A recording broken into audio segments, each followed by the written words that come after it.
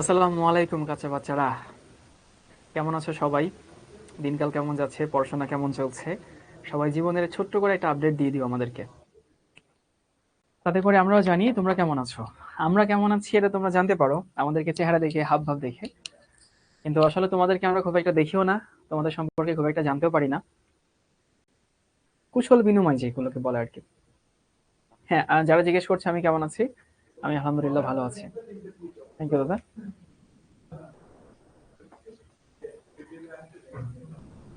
আচ্ছা, একটা burning issue নিয়ে কথা না বললেই নয়। তোমরা কি শুনছো তোমাদের সিনিয়র ভাই আপু যারা আছে, তোমরা তো এইচএসসি 26, ওরা এইচএসসি 24, তো 24-এর পরীক্ষাটা বাতিল হয়ে গেছে।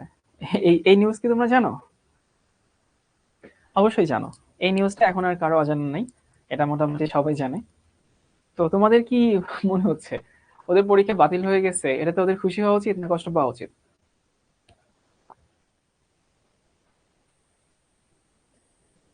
কেবল শুনলাম? আচ্ছা ঠিক আছে, যারা শুনো নাই তাদের জন্য বলছি।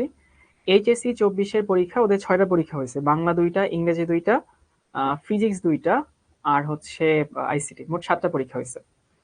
এই 7টা পরীক্ষার মধ্যে আরো কয়েকটা বাকি ছিল, আরো 6টা পরীক্ষা বাকি ছিল, সেই 6টা হয়নি, পরীক্ষা বাতিল হয়ে গেছে।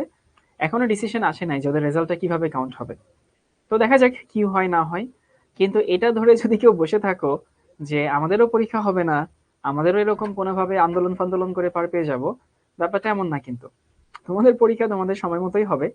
যদি না দেশে তখন অনেক বড় কোনো ইস্যু হয়, অনেক বড় কোনো ঘটনা না ঘটে, তোমাদের পরীক্ষা তোমাদের সময় মতোই হবে। এখন আমি তোমাদের জায়গায় যদি আমি থাকতাম, তাহলে আমি এগুলো নিয়ে মাথায় ঘামাইতাম না। তোমরা অনেকে এই জিনিসগুলো নিয়ে মাথা ঘামাচ্ছ, অনেকে ফেসবুকে স্ক্রল করছো, কে কি কমেন্ট করে, কে কি পোস্ট করে, কে কি শেয়ার করে, এই বিষয়। তোমার জায়গায় আমি থাকলে আমি এগুলো নিয়ে মাথায় ঘামাইতাম না। আমি আমার পড়াশোনাটা করে যেতাম, আমি আমার মতো করে পড়তাম। ভাই ক্লাস নিচ্ছি তো। আচ্ছা ঠিক আছে। তো আমি আমার মতো করে পরীক্ষা কি বলতেছি, আরে এনাম ভাই আসছিল মাঝখানে, তোমাদের তাল ভাইয়া বললো যে 5 মিনিট পরে ব্রেক দিয়ে তারপর আসিস, কি জানি জরুরি একটা কথা আছে, হয়তো তোমাদেরকে নিয়ে কোনো মিটিং আছে।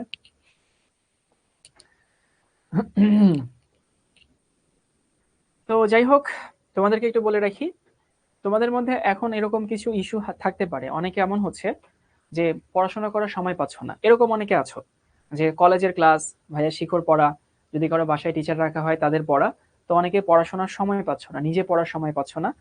এদের জন্য কিছু কথা বলি। ভাইয়া তুমি যদি শিখতে পড়ো, তাহলে তোমার অফলাইনে অন্য কোনো টিচার এর কাছে পড়ার দরকার নেই। আবারও বলছি, অনেকে এরকম আছো, কোনো না কোনো ব্যাচে ভর্তি আছো, যে ফিজিক্স স্যারের কাছে গিয়ে পড়ো, কেমিস্ট্রি ওই স্যারের কাছে গিয়ে পড়ো, বায়োলজি ওই স্যারের কাছে গিয়ে পড়ো। আবারও বলছি, তুমি যেহেতু এখানে পড়ছো, তোমাকে অফলাইনে দৌড়াদৌড়ি করার কোনো মানেই হয় না। তোমার পড়াশোনা এখন কি পড়াশোনা হচ্ছে, তোমার স্কুলে বা স্কুল বা না, তোমরা বড় হয়ে গেছো, তোমাদের কলেজে যে পড়াশোনাটা হচ্ছে সেইটা, আর তার সাথে শিখর পড়াশোনা। এবং তুমি যে আসলে তাল মিলাই উঠতে পারছো না, তুমি যে স্ট্রাগল করছো, এটা একটা ভালো লক্ষণ যে তুমি তোমার রাইট ওয়েতে আছো। বিশ্বাস করো ভাই, যে পড়ছে না তার আসলে এরকম মনেই হচ্ছে না যে আমি তো পিছায় যাচ্ছি, আমি তো ঠিকমতো সময় পাচ্ছি না, বুঝছো? যে পড়ছে তার আসলে ল্যাকিংস গুলো টের পাচ্ছে। তো যে যত বেশি পড়ে, তার অজ্ঞতা তত বেশি সে টের পায়। যে যত বেশি জানার চেষ্টা করে, তার অজানা তথ্যগুলো তত সে ভালো মতো ফিল করে। তো যদি কেউ এমন হও যে অফলাইনেও ব্যাচ পড়ছো, শিখতেও পড়ছো, অফলাইনটা ছেড়ে দাও। এমন হতে পারে তোমার বাসায় হয়তো একজন টিচার রাখা আছে, যে তোমাকে হয়তো কোনো সমস্যা যদি আটকে যাও, তাও তো শিখো, ডাউট সলভ আছে, বাট স্টিল যদি কারো বাসায় সর্বোচ্চ একজন টিচার রাখা থাকে, যে তোমাকে আসলে একটু সবকিছু ধরায় দেয়, পড়া দেয়, পড়া নেয়, তোমার খোঁজ খবর রাখে। কারণ সবার আব্বু আম্মু আসলে তোমাদের পড়াশোনার খবর রাখতে পারবেন না, অনেকের আব্বু আম্মু কাজ করেন, অনেক আব্বু আম্মু হচ্ছে হয়তো তোমার পড়াশোনাটা এখন ওনারা বুঝেন না। কারণ ওনারা যখন ইন্টার পড়ছেন, তখন আসলে এই বই ছিল না, এই সিলেবাস ছিল না, এই কারিকুলাম ছিল না, এই কম্পিটিশন ছিল না, ওনারা বুঝবেন না। 95% বাবা মা না বুঝাটাই স্বাভাবিক। সো আব্বু আম্মু এখন আমাদের পড়াশোনার খোঁজ রাখতে পারেন না। অনেক আব্বু আম্মু আছে, অনেকের মাও বাইরে কাজ করেন, সো সেখানেও সে সময় দিতে পারবেন না। তো সেই ক্ষেত্রে যদি বাসায় একজন টিচার রাখা থাকে, দ্যাটস ওকে, বাট না হইলেও চলবে, কোনো সমস্যা তো নাই। কিন্তু অফলাইনে দৌড়াদৌড়ি করা বাদ দাও, সময় নষ্ট হবে। আর কলেজে ক্লাস করা এবং শিখর ক্লাস করা, তারপরে নিজে পড়াশোনা করা, এখানে তুমি যদি স্ট্রাগল করো, আমি বলে নিচ্ছি, তুমি ধরে নাও তুমি রাইট ওয়েতে আছো, তুমি রাইট পাথে আছো। কারণ তুমি চেষ্টা করছো কোপ আপ করার জন্য। এবং এই স্ট্রাগলটা তুমি যদি 2 বছর করতে পারো, আমি দায়িত্ব নিয়ে বলতেছি, তোমার ভালো কিছু হবে। বাট হাল ছেড়ে দেওয়া যাবে না, খবরদার হাল ছেড়ো না বন্ধু, লেগে থাকো, ভালো কিছু হবে। এবং এই স্ট্রাগলটাই করতে থাকো, এই স্ট্রাগলটাই করো যে হয়ে উঠছে না, পারছি না, আজকের পড়া কমপ্লিট হচ্ছে না, বাট চেষ্টা করে যাও। এই চেষ্টাটার মধ্যেই আসলে সফলতা আছে। এরপরে হচ্ছে অনেকে বলতে পারে যে ভাইয়া কলেজের সিলেবাস আর শিক্ষক সিলেবাস এই দুটা মিলছে না, তো আমি সেই ক্ষেত্রে কোনটা পড়ব?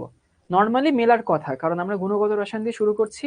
কেমিস্ট্রি যদি বলি তাহলে গুণগত রসায়ন ভাই সব সব কলেজে পড়ানো হচ্ছে। তো যদি না মিলে তাহলে তুমি দেখো তুমি কোন ক্লাসটা ভালো বুঝো, তুমি কোন ক্লাসটা ভালো বুঝতে পারো, ধরতে পারো।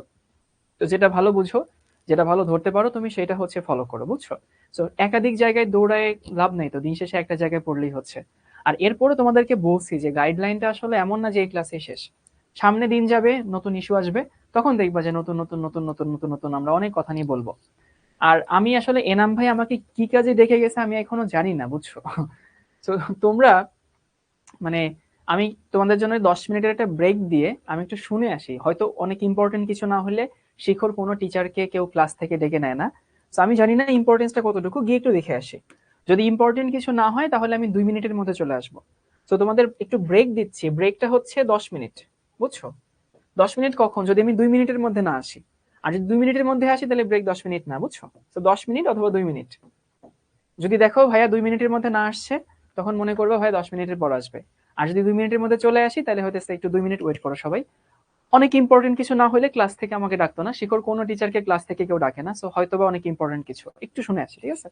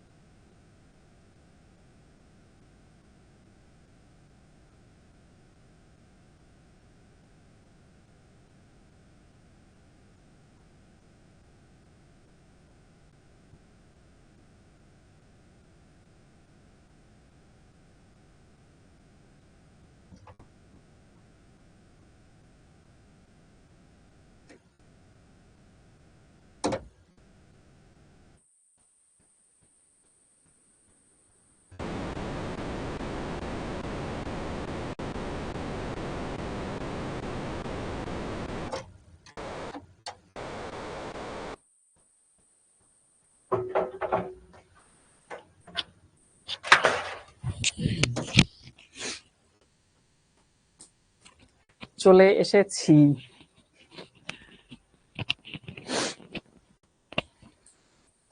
এই শাওন ভাই কোথায় 24-এ? শাওন ভাই 26-এর সাথে কি বলে না বলো? হ্যাঁ, কই আমি 24-এর সাথে ছিলাম? এই যে আমি তোমাদের সাথে আছি এখন।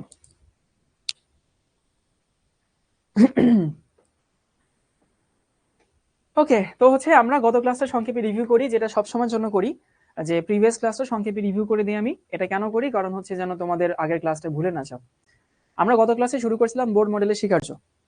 বোর মডেলের 3টা স্বীকার্য ছিল, 3টা। একটা হচ্ছে অনুমোদিত শক্তি স্তর। সেখানে বলছিলাম নিউক্লিয়াসের চারপাশে পরমাণুগুলো কতগুলো অনুমোদিত শক্তি স্তরে ঘোরাফেরা করে, মনে আছে? নিউক্লিয়াসের চারপাশে ইলেকট্রনগুলো, হ্যাঁ তাল ভাই রাখছিল, আমার এনাম ভাই রাখছিল। এনাম ভাই কিন্তু আমারও টিচার। এই শিক্ষতে তোমরা অনেকের ক্লাস করো যারা আমারও টিচার, জানো এটা? এনাম ভাই তোমাদের টিচার, এনাম ভাই আমারও টিচার। জিমি ভাই তোমাদের টিচার, জিমি ভাই আমারও টিচার। সৌরভ ভাইয়ের ক্লাস করছো ম্যাথে? সৌরভ ভাই তোমাদেরও টিচার, সৌরভ ভাই আমারও টিচার। আর কি কেউ আছে শিক্ষতে যে আমারও টিচার? হ্যাঁ, এনাম ভাই আমার টিচার, জিমি ভাই আমার টিচার, সৌরভ ভাই আমার টিচার। আচ্ছা, এই কজন আমার টিচার আর কি। তোমরা একসময় শিখতে আসবা, তোমরা এরকম ভাইয়া হবা, তো তোমরা তখন বলবা এই শাওন ভাই কিন্তু তোমাদেরও টিচার, শাওন ভাই কিন্তু আমারও টিচার। আমরা চাই এরকম দিনটা আসুক, তোমরা আমাদের সঙ্গে এখানে এসে স্টুডেন্টদের শিখাবা, নিজে যা শিখে আসছো। তো বোর পরমাণু মডেলের প্রথম স্বীকার্য সেটা হচ্ছে কি? অনুমোদিত শক্তি স্তর। নিউক্লিয়াসের চারপাশে ইলেকট্রনগুলো কতগুলো অনুমোদিত শক্তি স্তরে ঘোরাফেরা করে। 2 নম্বর হচ্ছে কৌণিক ভরবেগ। এবং তোমাদেরকে এখানে একদম আগডুম বাগডুম দেখাইছিলাম যে কৌণিক ভরবেগের ইকুয়েশনটা কই থেকে আসে। ইকুয়েশনটা আসে হচ্ছে এখান থেকে। এবং এখানে একটু ডাটা মনে রেখো। ডাটাটা হচ্ছে এরকম যে নিউক্লিয়াসের চারপাশে ইলেকট্রনগুলো তো ঘুরে, বাট তারা কিন্তু প্লেন ভাবে ঘুরে না, এরকম ঢেউ ঢেউ ঢেউ ঢেউ খেলে খেলে ঘুরে। তো ঢেউ ঢেউ খেলে খেলে যখন ঘুরে, যত তোমার শক্তি স্তরে থাকে ততগুলো পূর্ণ কম্পন সম্পন্ন হয়, মনে আছে সবার এগুলা?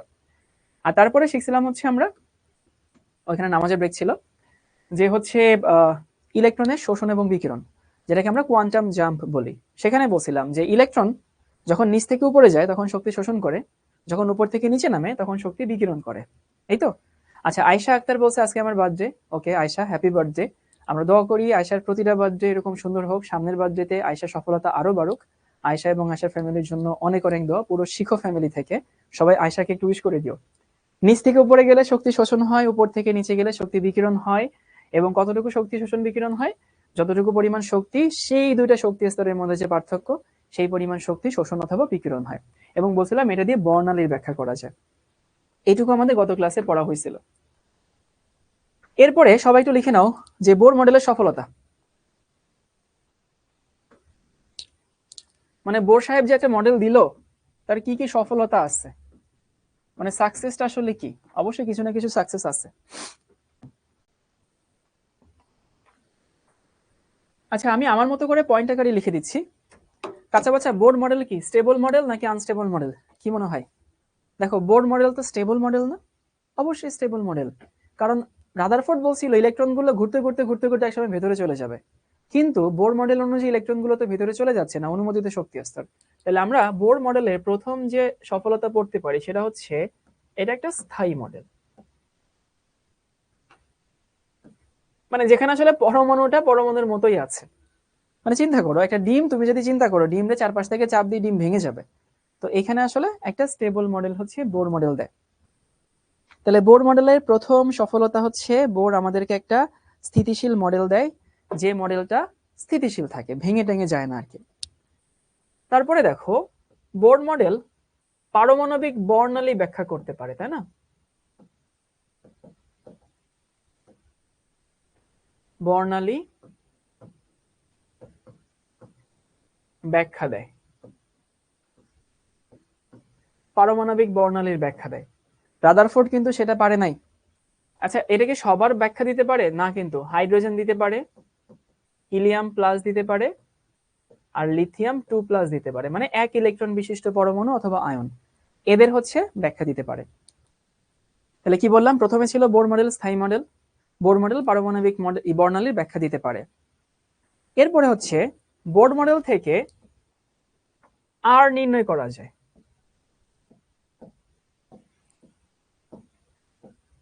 আর মানে কি? পারমাণবিক ব্যাসার্ধ। আমি সংক্ষেপে লিখে দিচ্ছি দেখে তোমাদের শুধু সিম্বল দিয়ে দিচ্ছি। আর আমরা আজকে বের করব, দেখো এই যে আমাদের আজকে হচ্ছে ব্যাসার্ধ নির্ণয়, আজকে ক্লাসে এগুলা থাকবে। তুমি আর বের করতে পারো, পরমাণুর মডেল বের, মানে ব্যাসার্ধ বের করতে পারো। তারপরে হচ্ছে বোর মডেল থেকে তুমি কি বের করতে পারো জানো? ভি বের করতে পারো, মানে পরমাণুর ইলেকট্রনের বেগ নির্ণয় করতে পারো। তাহলে আর বের করতে পারি, ভি বের করতে পারি। বোর মডেল থেকে তুমি ই বের করতে পারো, ই মানে হচ্ছে শক্তি। এখন এখানে একটু কাহিনী আছে। কাহিনী হচ্ছে তুমি চাইলে এই তিনটাকে একটা সংজ্ঞাতে লিখতে পারতা বা একটা পয়েন্টে লিখতে পারতা, কিন্তু পরীক্ষায় একটা পয়েন্টে লিখো না, কারণ এখনো অনেক টিচার আছেন যেসব টিচাররা দেখেন যে আরে গ নাম্বার 3 নাম্বার, এই পোলা কয়টা পয়েন্ট লিখছে, 3টা পয়েন্ট লিখছে, যা দিলাম 1। কারণ 3টা পয়েন্টে অ্যাটলিস্ট 3 নাম্বারে 5টা পয়েন্ট লেখা উচিত। সো কেউ চাইলে এই তিনটাকে একসঙ্গে লিখতে পারো, কেউ চাইলে এই তিনটাকে ভাগ করে করে দিয়ে লিখতে পারো, এবং তোমাদের মধ্যে এই প্রবণতা আছে। তোমরা কিভাবে লিখো? যদি কোনো কিছু একটু জানো, ওই একটাকে ভেঙে চুরে ভেঙে চুরে চুরে 4-5টা পয়েন্ট বানাও, যেন স্যার একটু খুশি হয়, স্যার যেন একটু পছন্দ করে। ই মানে এনার্জি, তাহলে কক্ষপথের ব্যাসার্ধ বের করতে পারি, ইলেকট্রনের বেগ বের করতে পারি, কক্ষপথের শক্তি বের করতে পারি, বুঝছো? আরেকটা জিনিস নির্ণয় করা যায়, রিডবার্গ ধ্রুবক।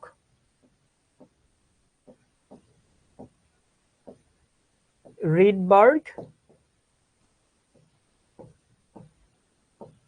ধ্রুবকের মান নির্ণয়, এটা আমরা পরে দেখবো, আসবে, সমস্যা নেই। এই হচ্ছে বোর মডেলের সফলতা। আচ্ছা, আমাকে ফাতিমা জান্নাত বলছে অনেকগুলো কমেন্ট করছি, একটারও আনসার পাই নাই। আচ্ছা ভাইয়া, ওখানে ই বলতে কি বোঝানো হয়েছে? ই বলতে কই, কোথায় কোথায় কোথায়? ই মানে এনার্জি ভাইয়া, ই মানে এনার্জি, ই মানে শক্তি, আর মানে রেডিয়াস ব্যাসার্ধ, ভি মানে ভেলোসিটি বেগ, আর ই মানে এনার্জি, এনার্জি মানে হচ্ছে শক্তি। তাহলে কাঁচা বাচ্চারা সবাই আমার সাথে সাথে মুখস্থ করে ফেলো। বোর মডেলের সফলতা কি? 1, বোর মডেল একটা স্থায়ী মডেল, একটা স্টেবল মডেল। 2, বোর মডেল পারমাণবিক বর্ণালী ব্যাখ্যা করতে পারে। 3, বোর মডেল দিয়ে কক্ষপথের ব্যাসার্ধ বের করতে পারি, বোর মডেল দিয়ে ইলেকট্রনের বেগ নির্ণয় করতে পারি, বোর মডেল দিয়ে এনার্জি বের করতে পারি, বোর মডেল দিয়ে রিডবার্গ ধ্রুবকের মান বের করতে পারি। সবার কি মনে থাকবে? রিডবার্গ একজনের নাম, ওনার একটা ধ্রুবক আছে, এটা সামনে আসবে। এটা আমি জানি তোমরা অনেকেই জানো না যে রিডবার্গ ধ্রুবক কি জিনিস, সমস্যা নেই, একটু ওয়েট করো, সামনে জানবা। সবার কি লেখা হয়েছে? সবার কি ক্লিয়ার হয়েছে কনসেপ্ট? আচ্ছা, এই তোমার কি মনে হয় বোর মডেল কি 100% খাঁটি মডেল? এর কি সীমাবদ্ধতা নাই? কি মনে হয়?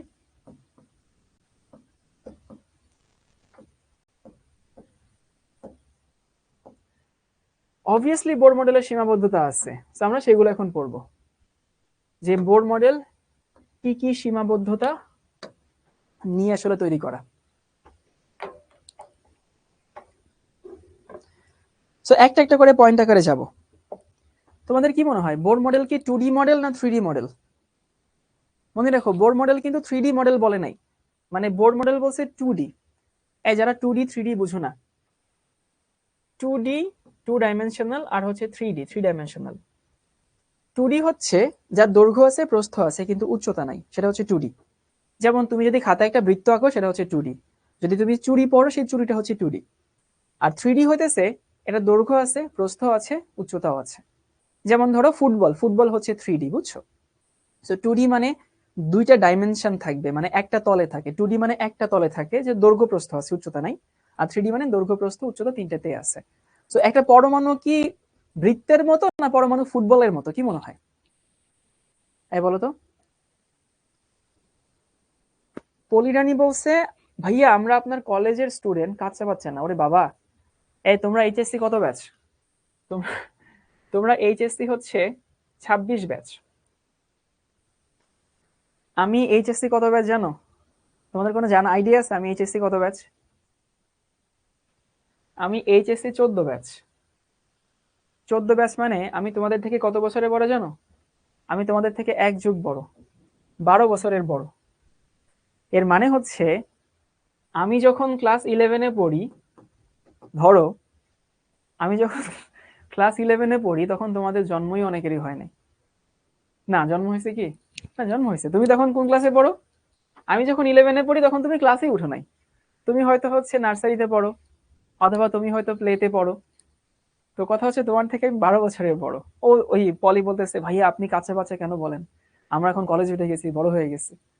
তো আমি এটা বোঝানোর জন্য বলতেছি যে আমি যখন 11-এ পড়ি বা আমি যখন 12-এ পড়ি, তখন তুমি অনেক বড়, বুঝছো? তোমার থেকে আমি 12 বছরের বড়।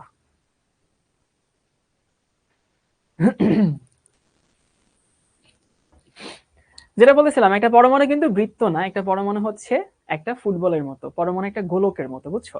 কিন্তু পরমাণু গোলকের মতো আসলেই, কিন্তু বোর না সেটা বলে নাই। বোর বলছে পরমাণু হচ্ছে ইসের মতো, কি বলে, বৃত্তের মতো। তো তার পরমাণু মডেলের প্রথম সীমাবদ্ধতা হচ্ছে উনি পরমাণু মডেলকে বলছে 2D, কিন্তু আসলে পরমাণু তো 2D না, পরমাণু হচ্ছে 3D। আসলে পরমাণু 3D। হ্যাঁ, সবাই কি বুঝিয়েছি কাঁচা বাচ্চারা?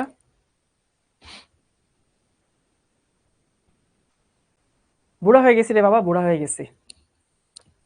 তো সীমাবদ্ধতা হচ্ছে 2D মডেল। তারপরে দেখো, বর্ণালী তো সে ব্যাখ্যা করছে কার, হাইড্রোজেন হিলিয়াম প্লাস লিথিয়াম 2+, কিন্তু এর বাইরে কি কেউ বর্ণালী দেখায় না? অবশ্যই এর বাইরে বর্ণালী দেখায়। মানে আবারও বলছি, বর্ণালী এর বাইরেও দেখায়। তাহলে এক ইলেকট্রন বিশিষ্ট পরমাণুরই বর্ণালী ব্যাখ্যা করতে পারে, বাট বর্ণালী তো আরো আছে। পর্যায় সারণীতে মৌল 118টা, উনি ব্যাখ্যা করতে পারে মাত্র 3টা। হইল না তো কিছু, তাই না? তাহলে মেন কথা হচ্ছে একাধিক ইলেকট্রন বিশিষ্ট পরমাণুর বর্ণালী ব্যাখ্যা করতে পারে না। একাধিক ইলেকট্রন বিশিষ্ট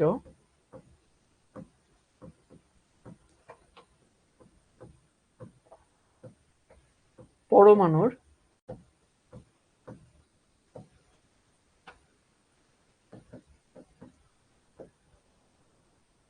বর্ণালীর ব্যাখ্যা নেই। কোথায় নেই? বোর পরমাণু মডেলে নাই।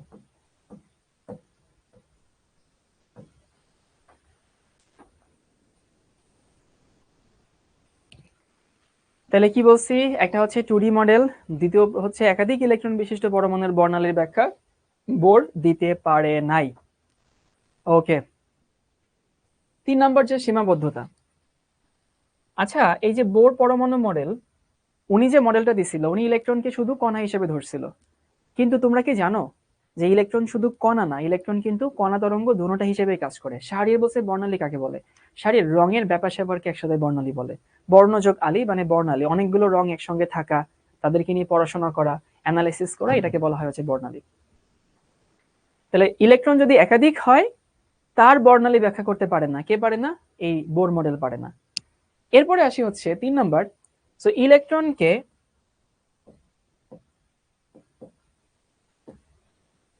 কণা হিসাবে চিন্তা করা হয়েছে।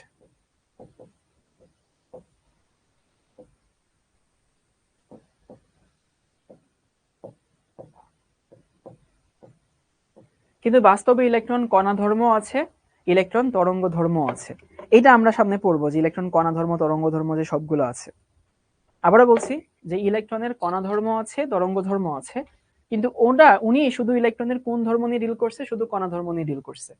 আমরা এটাকে উপরে উঠে আরো নিচে কয়েকটা পয়েন্ট লিখে দিই, এত নিচে লিখতে গেলে কষ্ট হয়।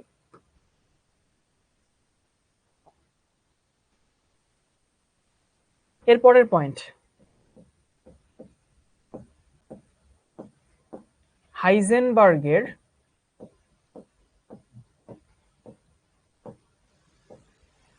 অনিশ্চয়তা নীতি নিয়ে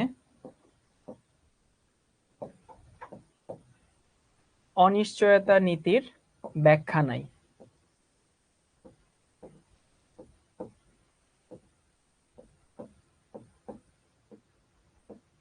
এখন আমি জানি তোমরা অনেকেই জানো যে ভাইয়া হাইজেনবার্গের অনিশ্চয়তা নীতি আবার কি জিনিস। হাইজেনবার্গের অনিশ্চয়তা নীতি কি জিনিস এটা আমরা পরে দেখব, এক ক্লাসে সব শিখে ফেলে তো হবে না। হাইজেনবার্গ একজনের নাম। তারপরে হচ্ছে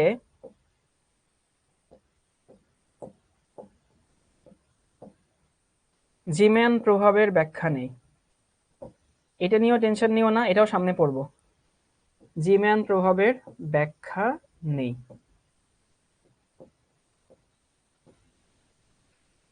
তারপরে লিখে নাও স্টার্ক প্রভাবের ব্যাখ্যা নেই। এগুলো সামনে আসবে, এক ক্লাসে সব শিখে ফেলা যাবে না। স্টার্ক প্রভাবের ব্যাখ্যা নেই।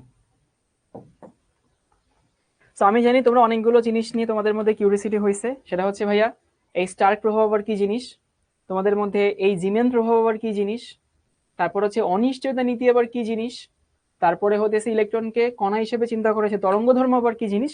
এই কিউরিয়াসিটি গুলো থাকুক, সব জিনিস যদি একদিনে শাওন ভাই দেখায় দেয়, তাহলে তুমি তার পরের দিনে শাওন ভাই ক্লাস করতে আসবে না, তাই না? এই জন্য তোমাদেরকে আমি এই জিনিসটা দেখাচ্ছি না, আসলে সেজন্য না, এই জিনিসটা সামনে এমনিতেই আসবে। না না, এই স্টার্ক মানে টনি স্টার্ক না, অথবা মিচেল স্টার্ক না, এই স্টার্ক মানে অন্য স্টার্ক, অন্য কোন স্টার্ক সেটা আমরা দেখবো পরে।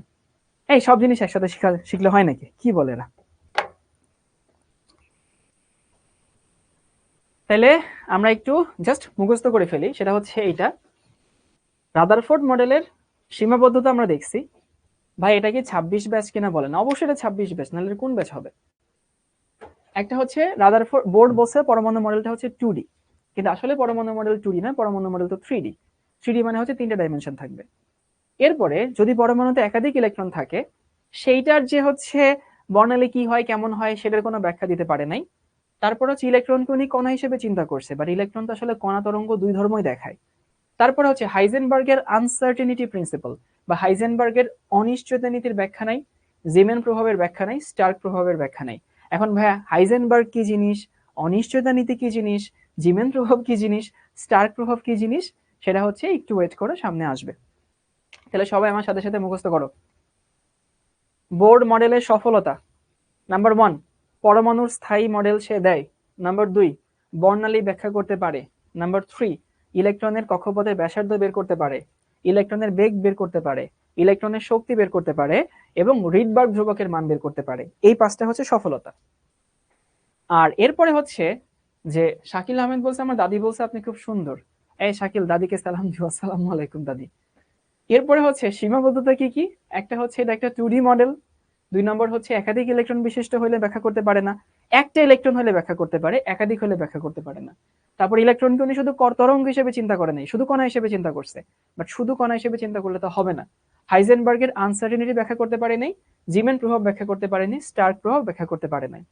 এই সবাই কি বুঝতে পারছে? আমি জানি এখানে অনেক কিছু ক্লিয়ার না, এই যে এইটা ক্লিয়ার না তোমাদের কাছে, এইটা ক্লিয়ার না, এইটা ক্লিয়ার না, আসবে, সব আসবে সামনে, সব আসবে। এবার তোমাদের জন্য একটা হোমওয়ার্ক দেই, হোমওয়ার্ক লিখো। হোমওয়ার্ক সবাই লিখে নাও, রাদারফোর্ড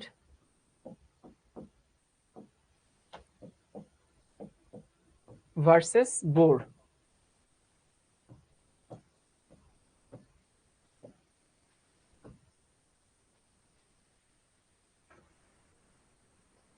এটা তোমাদেরকে একটু শিখে নিতে হবে আর কি, সবাই বই থেকে পড়ে নিবা এবং অ্যাটলিস্ট 5টা পয়েন্ট বের করবা।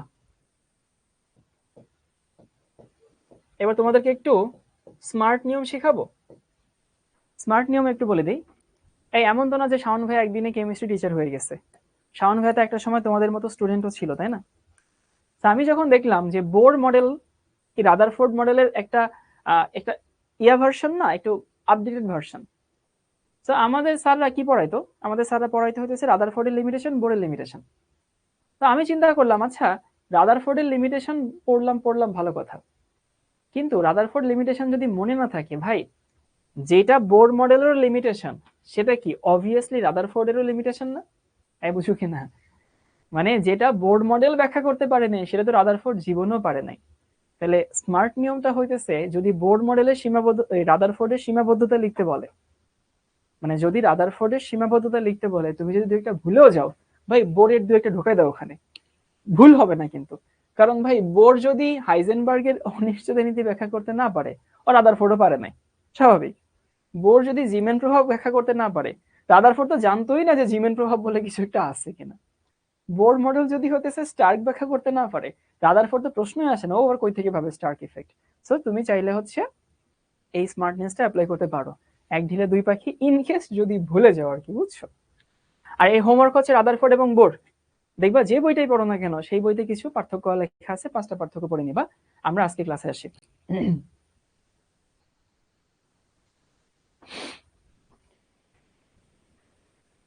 শক্তি স্তরের ব্যাসার্ধ নির্ণয়। ওকে, এখন শক্তি স্তরের ব্যাসার্ধ নির্ণয় মানে হইতেছে যে আর নির্ণয়, তোমাদেরকে কিছুক্ষণ আগে বলছি না, আর হচ্ছে ইলেকট্রনের বেগ নির্ণয় মানে ভি নির্ণয়। এই কাঁচা বাচ্চারা বলো তো, এটা কোন মডেলের উপর ভিত্তি করে হচ্ছে আমরা বের করব? প্রশ্ন হচ্ছে আমরা যে বের করছি কোন মডেলের উপর ভিত্তি করে?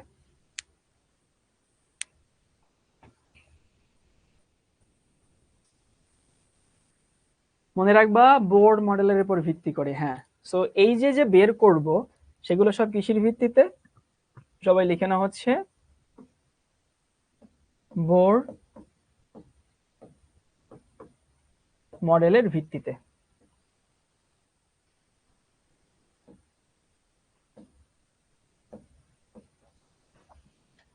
তার মানে আমি এরপরে যত যাই লিখি না কেন বলো তো কাঁচা বাচ্চার ইলেকট্রন কয়টা? ইলেকট্রন হচ্ছে একটা। অর্থাৎ হিসাব যা হবে তাই না, আমি বিচার মানি তাল গাছটা আমার, মানে হিসাব যাই হোক না কেন ভাই ইলেকট্রন হবে হচ্ছে একটা, আর কোনো কথা নাই। এইটুকু একটু মনে রেখো সবাই। আমি যাই বলবো না কেন, যাই করবো না কেন, সব হচ্ছে একটা ইলেকট্রন। ও আরেকটু কথা তোমাদেরকে বলি, অনেক কাঁচা বাচ্চা আমার উপর রাগ হয়, মনে মনে আমার গালিগালাজ হতে করে, ভাই আমার কমেন্ট কেন পড়েন না, আমার কেন কমেন্ট কেন পড়েন না। তোমাদেরকে হচ্ছে একটু আমার অবস্থানটা বুঝাই। তোমাদের এখানে প্রায় 1000 মানুষ ক্লাস করছে, বুঝছো? 1000 মানুষের মধ্যে যদি 200 মানুষের কমেন্ট করে, তাইলে কিন্তু হচ্ছে মানে ওই যে মাঝে মাঝে টম এন্ড জেরিতে দেখছো, টম এরকম এরকম করে লেখা যায়, এরকম করে লেখা যায়, এরকম করে। তো তোমাদের কমেন্ট যদি আমার পড়তে হয় তাহলে এরকম এরকম করতে হবে, বুঝছো? তো ওইটা আসলে করা হচ্ছে না, কারণ তোমরা এত মানুষ কমেন্ট করো এবং অনেকে আছে একটা কমেন্ট অনেকবার করো। এই জন্য সব কমেন্ট দেখা আসলে সত্যি কথা আমাদের জন্য অসম্ভব, আসলে অসম্ভব। কিন্তু এর মধ্যে দুই একটা মাঝে মধ্যে চোখে পড়ে, যখন দুই একটা মাঝে মধ্যে চোখে পড়ে তখন হচ্ছে ওইগুলো পড়ি। কিন্তু যদি এর মধ্যে কারোটা না পড়া হয় তাইলে কেউ মাইন্ড করো না, আমরা চেষ্টা করি সবার কমেন্ট পড়া, কিন্তু হয়ে উঠবে না। আরেকটা কথা হচ্ছে সবার কমেন্ট যদি পড়ি তাহলে আমি পড়াবো কোথায়? সো আমি চিন্তা করছি যে শিখো থেকে এরকম দুই একটা ক্লাস মাঝে মধ্যে আনবো, যে ক্লাসে কোনো পড়াশোনা হবে না, এই ক্লাসে খালি কমেন্ট পড়া হবে। আর যত সুখ দুঃখের আলাপ আছে, যত খাজুরি আলাপ আছে, সেই আলাপগুলো করবো। সেই জন্য সবাইকে বলবো আমাদের অবস্থানটা একটু বোঝার চেষ্টা করবা, যদি কোনো কমেন্ট না পড়া হয়। এমন আমি জানি অনেকে আছে যে ক্লাস শুরু থেকে আমাকে কমেন্ট লিখতেছে, কিন্তু ওটা শাওন ভাই পড়েই নেই। শাওন ভাইয়ের উপরে তো অনেক অভিমান, এরকম যদি অভিমান থাকে দেখা হইলে বললো যে ভাই আপনার উপর আমার অনেক অভিমান আছে, আমি তোমাকে খাওয়াই দিব, ঠিক আছে? মাইন্ড করবো না। রেগে গেলেন তো হেরে গেলেন, বুঝছো? কোনো পরমাণু যদি অষ্টক পূরণ থাকে অবস্থায় থাকে তাহলে শক্তি শোষণ করে পরে ইলেকট্রন শক্তি স্তর থেকে। আচ্ছা, হ্যাঁ হ্যাঁ হ্যাঁ হ্যাঁ হ্যাঁ মেরাজ ঠিক আছে। এই অভিমান করলে সমস্যা নেই, অভিমান করলে যাও, তোমাকে আমি খাওয়াবো না। খাওয়াইলে অভিমান তো ভাঙবে, তাই না? আমি মানুষকে খাওয়াইতে খুব পছন্দ করি, আর যারা বেশি খায় এদেরকে আমি খুব পছন্দ করি, কারণ ওদেরকে খাওয়াইলে ওরা চুপচাপ থাকে। তাহলে মেইন কথা হচ্ছে যত যাই হোক না কেন সবগুলো আমরা কিসের ভিত্তিতে হচ্ছে বের করব? আমরা হচ্ছে বোর মডেলের ভিত্তিতে বের করব। এরপরে আসি, আচ্ছা যুদ্ধের ময়দানে অস্ত্র কি রেডি করে নিয়ে যেতে হয় নাকি ওখানে গিয়ে রেডি করতে হয়, কি মনে হয়? যার অভিমান যত বেশি তার খাওন তত বড়, যাও বলে দিচ্ছি। বড় বিশাল করে অভিমান করবে আমার উপরে। আমার কথা হচ্ছে যুদ্ধের ময়দানে তুমি কি অস্ত্র রেডি করে নিয়ে যাবে? না, অবশ্যই রেডি করে নিয়ে যাবা। কারণ তুমি যদি ওইখানে গিয়ে অস্ত্র এখন জোড়া লাগাও, এটা করো সেটা করো, হবে না তো। তো আসলে কি জানো, আমাদের দিন শেষে না এই ইকুয়েশন দুটা মুখস্থ করতে হবে। কিন্তু আমি তোমাদেরকে প্রতিপাদনও দেখাবো। প্রতিপাদন কেন দেখাবো? প্রতিপাদন না দেখলে অনেক জিনিস বোঝা যায় না, অনেক জিনিস ফিল করা যায় না। তো চলো ভাইয়া একটু দেখি হচ্ছে কিভাবে তুমি বের করবা। আমি ধরলাম এই হচ্ছে আমার একটা পরমাণু। এই পরমাণুতে ইলেকট্রন থাকবে কয়টা? একটা কিন্তু। ইলেকট্রন থাকবে কিন্তু একটা, কারণ এটা কি মডেল? কারণ এটা বোর মডেল, বুঝছো? পরমাণুতে ইলেকট্রন একটা থাকবে, একটার বেশি থাকতে পারবে না, কারণ এটা সবগুলো কার ভিত্তিতে? বোর মডেলের ভিত্তিতে তৈরি করা। কিন্তু কথা হচ্ছে ভেতরে আমি ধরলাম যে আমার যে পরমাণু, সেই পরমাণুর পারমাণবিক সংখ্যা ধরে নিচ্ছে জেড, এটা সবসময় ধরে নেওয়া হয়।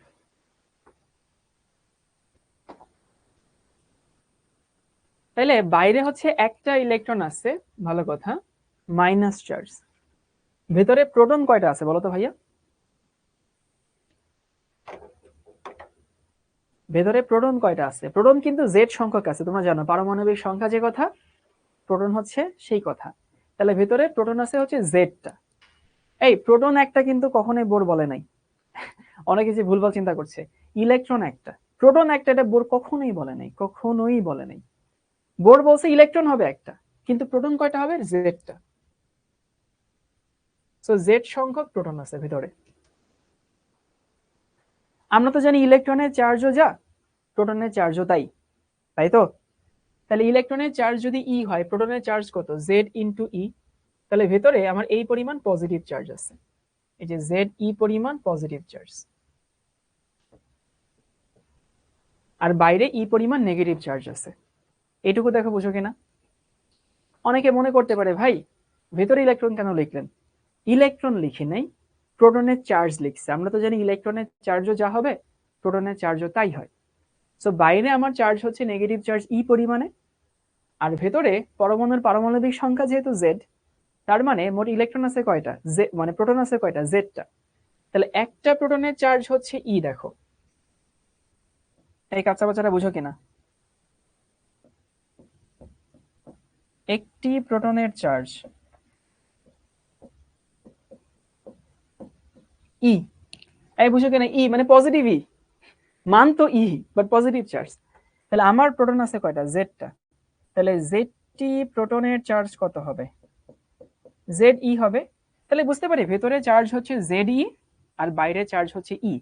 তফাৎ হচ্ছে ভেতরে পজিটিভ চার্জ, বাইরে নেগেটিভ চার্জ। এই কাঁচা বাচ্চার এটাকে বুঝতে পারি সবাই। ই বলতে ইলেকট্রনের চার্জ বোঝাচ্ছি। তাহলে আমি এই প্লাস মাইনাস না দেই, আমি শুধু হচ্ছে আমার মতো করে লিখে যাই যে বাইরে ভিতরে জেড ই পরিমাণ চার্জ আছে, বাইরে ই পরিমাণ চার্জ আছে।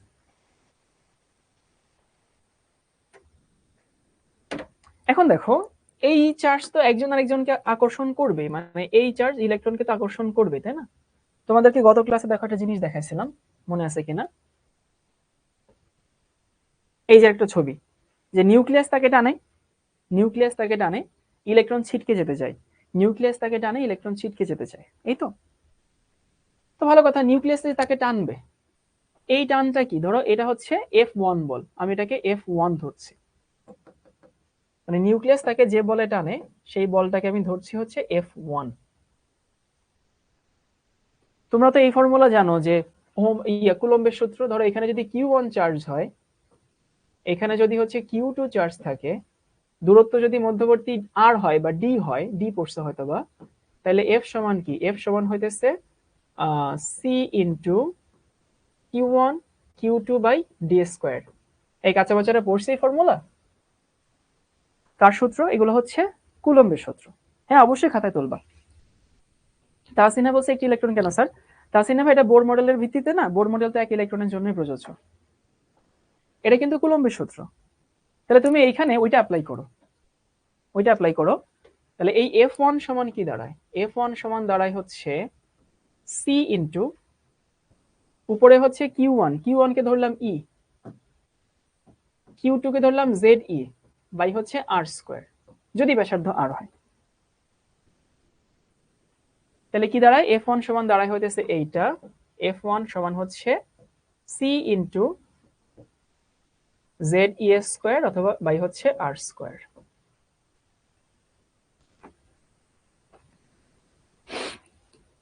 আমাকে সুবহানা বলছে ভাইয়া বাইরে ই আর ভেতরে প্লাস ই থাকলেই তো সমান হয়, জেড এর কি দরকার? আরে বাবা, বোর কিন্তু বলে নাই যে হাইড্রোজেনের জন্য, এটা হাইড্রোজেন বাদ দিয়ে হিলিয়াম 2+ তো হইতে পারতো। দেখো এই যে হিলিয়াম 2+ তো হইতে পারতো, তখন তো জেড আসতো। এখানে লিথিয়াম 2+ তো হইতে পারতো, তখনও তো জেড আসতো। এই জন্য জেড আমাদেরকে নিতে হবে। তাহলে আমি শুরু থেকে বলি, সেটা হচ্ছে যে আমি ধরলাম আমার কাছে একটা পরমাণু আছে, যে পরমাণুর ভেতরে জেড সংখ্যক প্রোটন আছে। তাহলে ভেতরের মোট পজিটিভ চার্জ কত? জেড ইন্টু ই। ভেতরে মোট পজিটিভ চার্জ জেড ইন্টু ই। বাইরে তো একটা ইলেকট্রন থাকবে কারণ এটা বোর মডেল, সো একটা ই আছে। আমি ধরলাম ওই ইলেকট্রনটাকে নিউক্লিয়াস, নিউক্লিয়াস হইতেছে F1 বলে আকর্ষণ করে।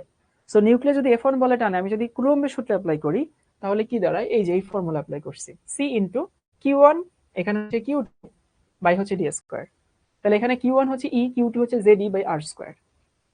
এখন নর্মালি, নর্মালি তুমি যখন হচ্ছে যে আমি এই হিসাবটা করি, তুমি যদি সিজিএস পদ্ধতিতে হিসাব করো, আচ্ছা সি এর মান কত? সি এর মান হচ্ছে সবাই জানো 9 into 10⁹ nm to C inverse to. এই হচ্ছে আমাদের সি এর মান কিসে? এসআই এককে। তো সি এর মান যখন এসআই এককে হবে, এই ফোর্স কেন বের করছে একটু পরে বলতেছে, তোমাদের সব প্রশ্নের উত্তর কিছুক্ষণ পরে এমনিতে আসবে। কিন্তু নর্মালি চিন্তা করো তো ভাই, কোন একটা পরমাণুর ব্যাসার্ধ এটা মিটারে প্রকাশ করলে মানটা ভালো হয় নাকি সেন্টিমিটারে প্রকাশ করলে মানটা ভালো হয়? চিন্তা করো তো, যে কোন একটা পরমাণুর ব্যাসার্ধ কোন এককে প্রকাশ করলে মানটা ভালো হয়? অবশ্যই সেন্টিমিটারে প্রকাশ করলে মানটা ভালো হয়। মানে পরমাণুর জন্য এই ব্যাসার্ধ বলি যা বলি এগুলো ম্যাক্সিমাম হচ্ছে সিজিএস পদ্ধতিতে করা হয়। তো আমরা একটু দেখব এই সি এর মানটা। তো এটা তো এসআই তে মান, বাট আমাদেরকে একটু দেখতে হবে যে সিজিএস এর মানটা কত হয়। কার মান? সি এর মান। একটু বের করবো, চলো পরের স্লাইডে দেখাই। তাহলে সি এর মান আমরা কি পাইলাম? সি সমান পাইলাম হইতেছে 9 ইন্টু 10⁹ nm2 c ইনভার্স 2। আচ্ছা কাঁচা বাচ্চারা, 9 ইন্টু 10⁹, এই যে নিউটন আছে, নিউটন থেকে আমাকে নিতে হবে ডাইন। এখন নিউটন থেকে ডাইন নিতে হলে কি করতে হয়? 10⁻, এই মনে আছে? এই নিউটন থেকে ডাইন নিব মানে 10⁵ দিয়ে গুণ করব, মনে আছে কিনা? সো নিউটন থেকে ডাইন নিতে গেছি, তাহলে কি করতে হবে? 10⁵ দিয়ে গুণ করব। সো এখানে 10⁵। মিটার স্কোয়ার আছে, মিটার স্কোয়ারের জায়গায় সেন্টিমিটার স্কোয়ার নিব। এখন দেখো 1 মিটার সমান 100 সেন্টিমিটার, এখানে তো স্কোয়ার আছে মানে কি দাঁড়ায়? 10⁴ দাঁড়ায়। আবারও বলতেছে মিটার স্কোয়ার আছে, সেন্টিমিটার স্কোয়ার নিব, তাহলে মিটার হচ্ছে 100, তো 100-র পরে দুইটা শূন্য। আর এরপরে কুলম্ব, তার ইনভার্স আছে মানে এটা তো নিচে চলে আসবে। সো ইনভার্স থেকে আমি নিব হইতেছে ইএসইউ। এবং মনে আছে কিনা যে 1 কুলম্ব সমান হচ্ছে 3 ইন্টু 10⁹ ইএসইউ। ওটা বসাও, 3 ইন্টু 10⁹, তার আবার কি হবে? স্কোয়ার হবে, কারণ এখানে স্কোয়ার আছে। অনেকেরই মুখস্থ আছে মাশাআল্লাহ। তাহলে যদি আমি উপরে হিসাব করি, দেখো উপরে কি থাকে? উপরে থাকে হচ্ছে এইটা 9 ইন্টু 10⁻, 9 আর 5 14 আর 4 18। তাহলে উপরে থেকে 9 ইন্টু 10⁻18, আর নিচে থাকে 9 ইন্টু 10⁻18। তার মানে বুঝতে পারছো ওই সি এর মান সিজিএস এককে হচ্ছে 1। এটা সিজিএস এককের অনেক বড় একটা সুবিধা, ধ্রুবকটা নিয়ে আর টানা হেঁচড়া করা লাগে না। তার মানে আমি বলতে পারি এখানে যে সি এর মান সেটা আসলে সিজিএস এ 1।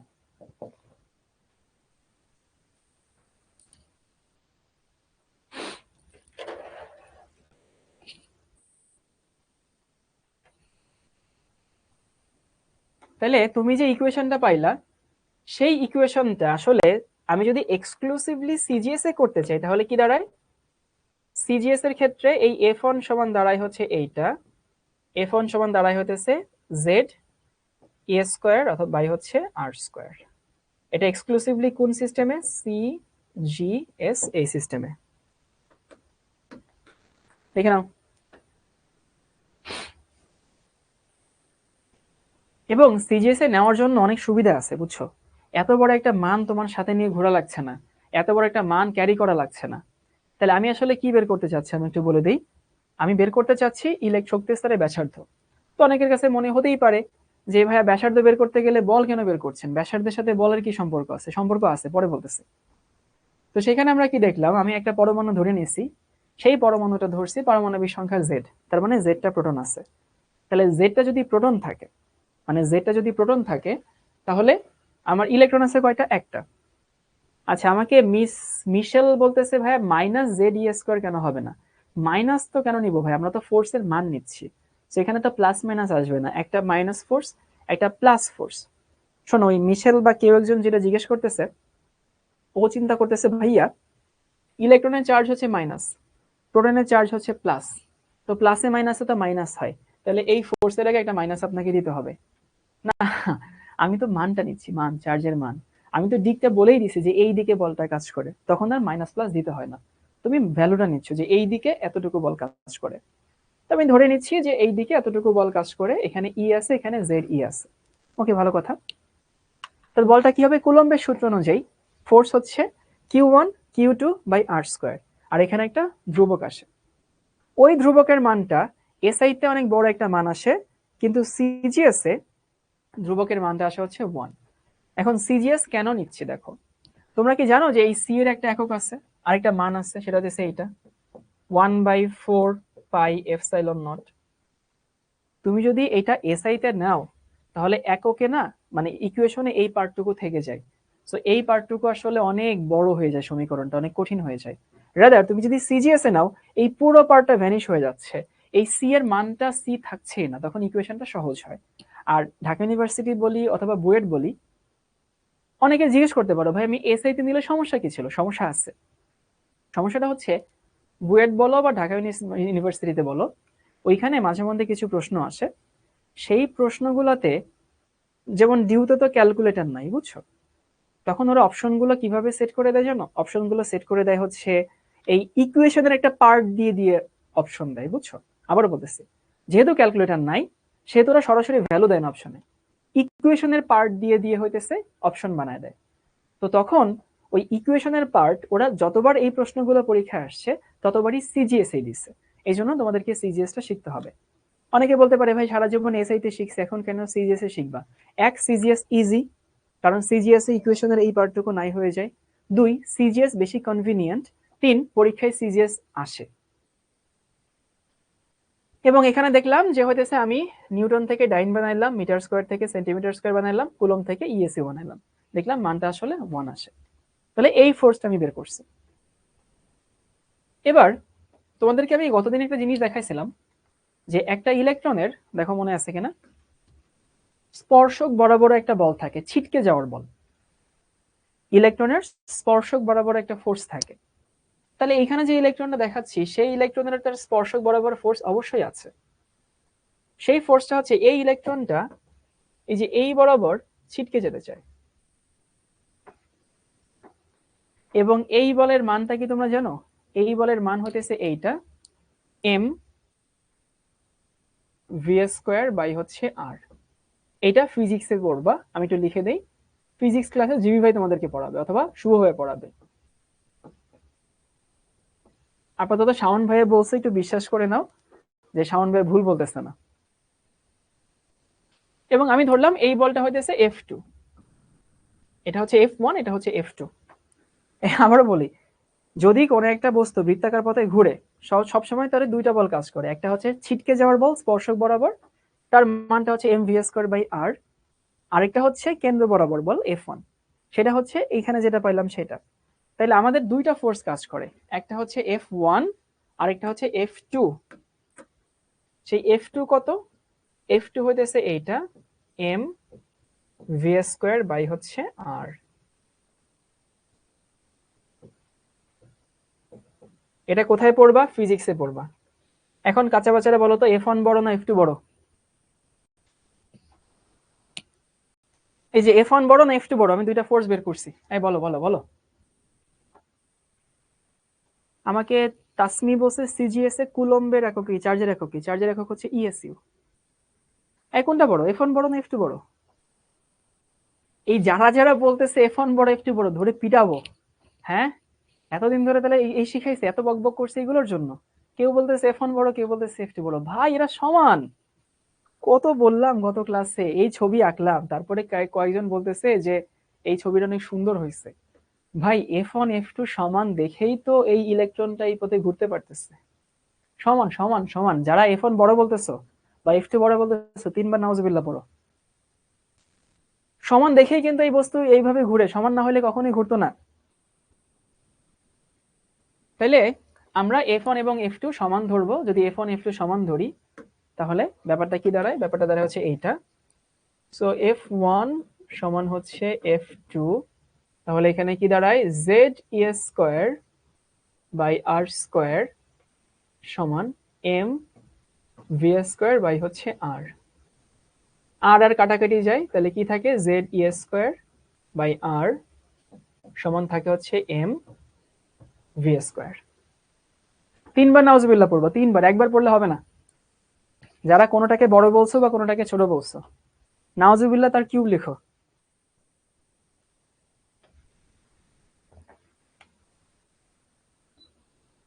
কি হয়েছে শোনো, আমার এমনিতেই ঠান্ডা সহ্য হয় না, তোমাদের টিচার্স রুমে মানে অন্যান্য ভাইয়েরা যখন থাকে, তা আমি যখনই ঢুকি তখনই আমি এসি বন্ধ করে দিই, কারণ আমার শীত লাগে বেশি। আবার তোমাদের কিছু ভাইয়া আছে ওনাদের আবার সবসময় গরম লাগে।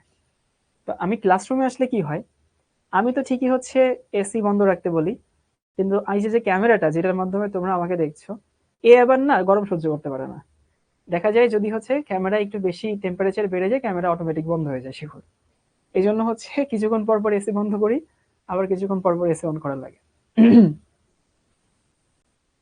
ওকে, সো এই দুটো ফোর্স সমান, এই দুটো ফোর্স সমান দেখেই কিন্তু ইলেকট্রন এই পথে ঘুরছে। এবার তোমরা অনেকেই খুব সাসপিশিয়াস ছিল যে ভাইয়া বের করব আর, তো আপনি এফ কেন বের করছেন, বের করব হইতেছে আর, আপনি কেন বল বের করছেন, বল বের করার কারণ কি? দেখো এখন কিন্তু সমীকরণে হচ্ছে আমি আর আছে, আর বের করতে পারবো। এবার সবাই একটু মনোযোগ দিয়ে শোনো।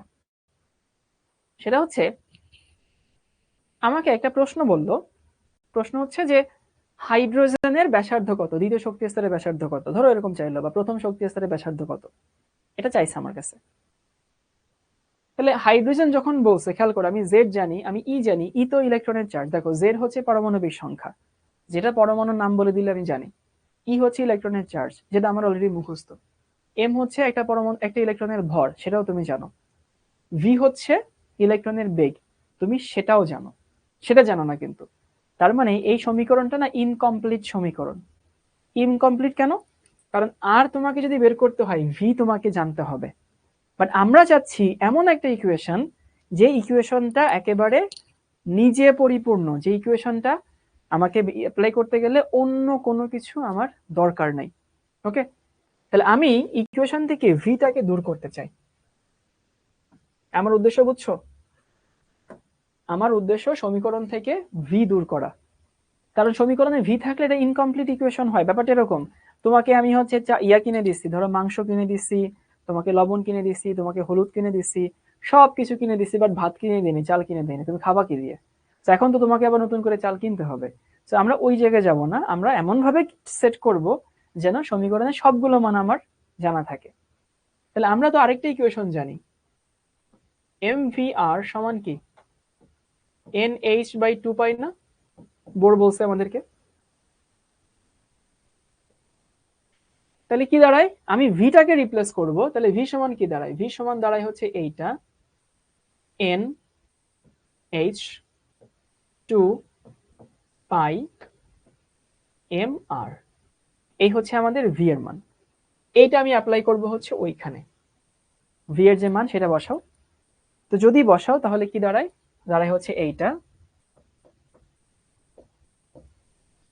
জেড ই স্কোয়ার বাই হচ্ছে আর সমান এম ইন্টু, এই একবারে আমি স্কোয়ার করে দিই, দেখো N square H square 4 pi square M square R square.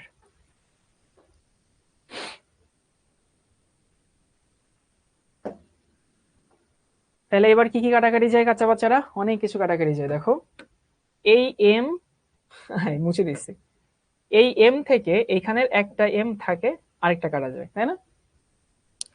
এইখানকার আর এর সাথে এইখানকার একটা আর থাকে, আরেকটা আর কাটা যায়। তাহলে তুমি যে ইকুয়েশনটা পাও সেই ইকুয়েশনটা কি দাঁড়ায়, ইকুয়েশন দাঁড়ায় হইতেছে এইটা আর সমান, অনেক বড় একটা ইকুয়েশন আছে, আর সমান ওটাকে ওই পাশে নাও, উপরে হচ্ছে এন স্কোয়ার এইচ স্কোয়ার, তারপরে কি দাঁড়ায় 4 পাই স্কোয়ার, এই যে 4 পাই স্কোয়ার, তারপরে হচ্ছে এম জেড, তারপরে হচ্ছে ই স্কোয়ার। এই হচ্ছে আমাদের ফাইনাল ইকুয়েশন।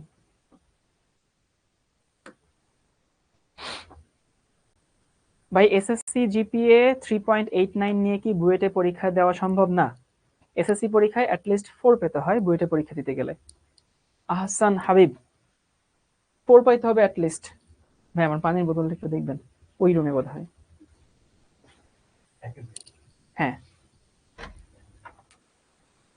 তাহলে কি হয়েছে সংক্ষেপে বলে দেই, আমরা জানি f1 f2 সমান সমান বসাইছি, এরপরে এইখানে যে v এর মানটা আছে সেই v এর মানটা আমি এখানে বসাইছি, v স্কোয়ার আছে তো, তো ওই দেখো n square h square 2 square করলে তো 4, তারপর হচ্ছে পাই স্কোয়ার, যেরকম যা ছিল সবই বসাইছি। এখন দেখো তো এই ইকুয়েশনটা কারো উপরে কি নির্ভরশীল? উত্তর হচ্ছে না। কেন ইকুয়েশনটা কারো উপর নির্ভরশীল না? কারণ হচ্ছে এই ইকুয়েশনে দেখো n হচ্ছে কি কততম শক্তি স্তর। আমি প্রত্যেকটা পরিচয় দিই, কার কি কি পরিচয়। n হচ্ছে কততম শক্তি স্তর,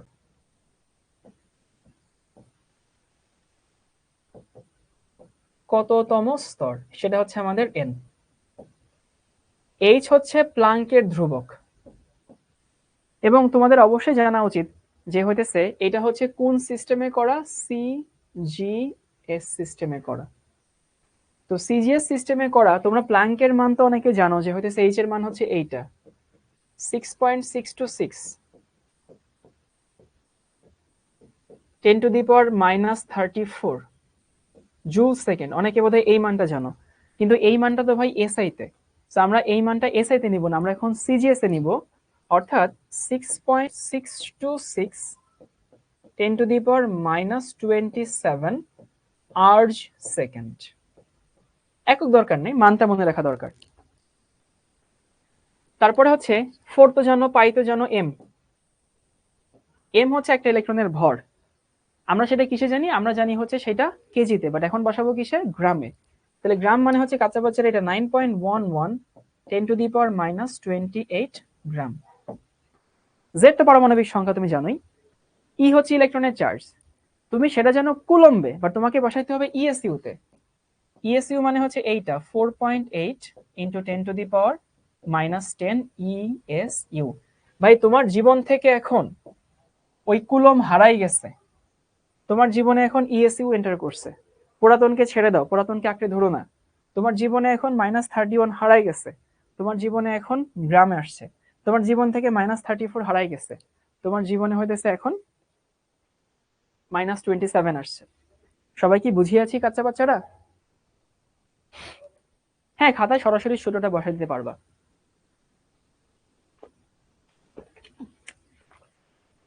সুভানা বলছে সিজিএস এ কেন হলো ভাইয়া? কোন একটা সিস্টেমে তো নিতে হয়, বাট সিজিএসটা হচ্ছে বেশি পপুলার এইসব ক্ষেত্রে।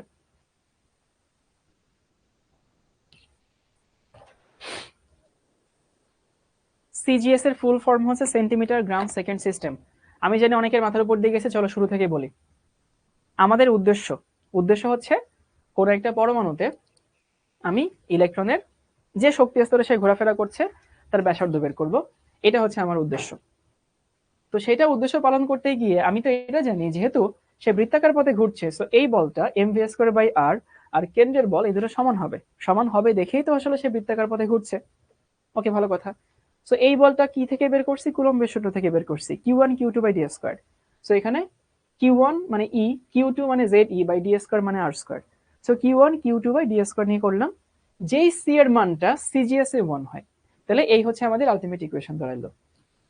আর এই ফোর্স হচ্ছে mv²/r, এটা তোমরা ফিজিক্সে পড়বা, সেটা বসাইছি। এই দুটো মান সমান বসাইছি। সমান বসায় আমি দেখলাম যে ভিটাকে আমাকে রিপ্লেস করতে হবে। দেখো এই ইকুয়েশনের সমীকরণ ব্যবহার করতে গেলে আমার কারো ধর্ণা ধরতে হয় না, আমার কারো হেল্প লাগে না যে বাবা আমার একটু হেল্প কর। এটা আমার কমপ্লিট একটা ইকুয়েশন, কারণ কোনো ডিপেন্ডেন্ট মান নাই। দেখো এন তুমি জানো, যদি বলে দেখো তোমার শক্তি স্তর, তুমি এই জানো, 4 জানো, পাই জানো, সবই তুমি জানো ভাই, সবই তুমি জানো।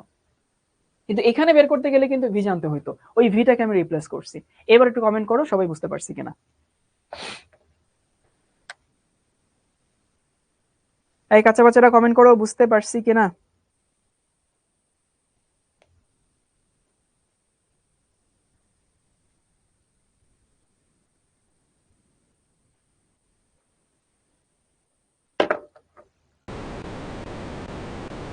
জি ভাই বুঝতে পারছি, জি ভাই বুঝতে পারছি। এবার আসি, তোমাকে আমি দেখাইলাম সমীকরণটা কই থেকে আসে, কিন্তু বলো তো ভাই তোমার কাজ কি? তোমার কাজ কি প্রতিপাদন মুখস্থ করা না সমীকরণটা মুখস্থ করা? তোমার কাজ কিন্তু এই সমীকরণটা মুখস্থ করা। তো এটাকে সবাই মুখস্থ করে ফেলো। আমি জানি মুখস্থ করতে একটু কষ্ট হবে, বাট মুখস্থ করে ফেলো। এবার তোমাদেরকে একটা প্রশ্ন দেই, দেখো তো বুঝো কিনা। তাহলে ইকুয়েশনটা আমি আরেকবার একটু লিখে রাখি। আর সমান হচ্ছে n² h² 4 pi square M Z M Z M Z E square. ঠিকঠাক লিখছি? জেড মানে হইতেছে পারমাণবিক সংখ্যা।